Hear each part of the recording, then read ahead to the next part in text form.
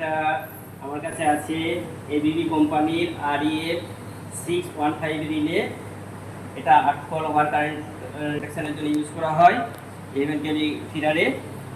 এই REF 615 relay যদি REF থাকে তাহলে ফিডার প্রোটেকশনের জন্য ইউজ হয়, আর যদি REM থাকে তাহলে যে সমস্ত রিলেতে REM লেখা থাকবে সেটা হচ্ছে মোটর প্রোটেকশনের জন্য ইউজ হবে।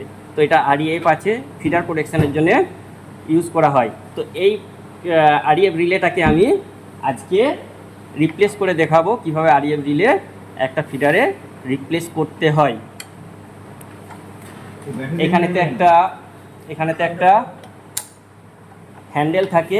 এই হ্যান্ডেলটা জেনারেলি দেওয়া থাকে এটাকে হ্যান্ডেলিং করার জন্য, কিন্তু এই হ্যান্ডেলটা যখন আমি ক্লোজ করে এখানেতে নামিয়ে দেব তখন এখানেতে এই যে একটা লক থাকে,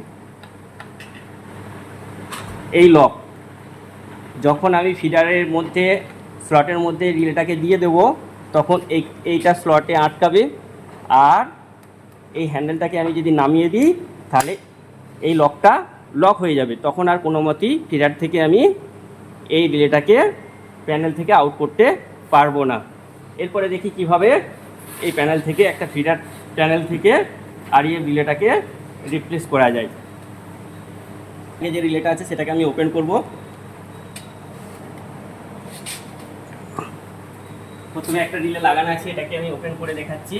আচ্ছা, এই অবস্থায় যদি আমি এখান থেকে টানে একে বার করতে চাই বেরোবে না, তার কারণ হচ্ছে যে হ্যান্ডেলের যে ইয়েটা আছে এটা লক অবস্থায় আছে, এটাকে আমাকে প্রথমে টেনে ওপেন করতে হবে। এটা ওপেন হলো, এরপরে আমি এটাকে এই স্লট থেকে টেনে বের করতে পারবো। বাস, আমার রিলে ওপেন হয়ে গেল। এরপর আমি এর এগেনস্টে একটা অন্য রিলে প্লেস করে দেবো। আচ্ছা, এর পরিবর্তে এই রিলেটাকে আমি ওখানেতে প্লেস করবো। এই রিলেটা যখন আমি এখানেতে লাগাবো তখন অবশ্যই এই হ্যান্ডেলটা যেন, এই যে হ্যান্ডেলটা আছে এটাকে ওপেন রাখতে হবে। এই ওপেন রাখা অবস্থায় এটাকে আমি এই স্লটের মধ্যে প্লেস করব।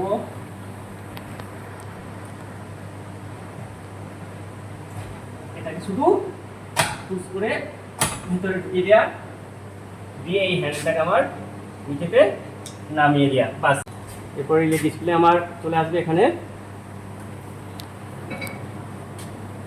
রিলে ডিসপ্লেও চলে এসেছে।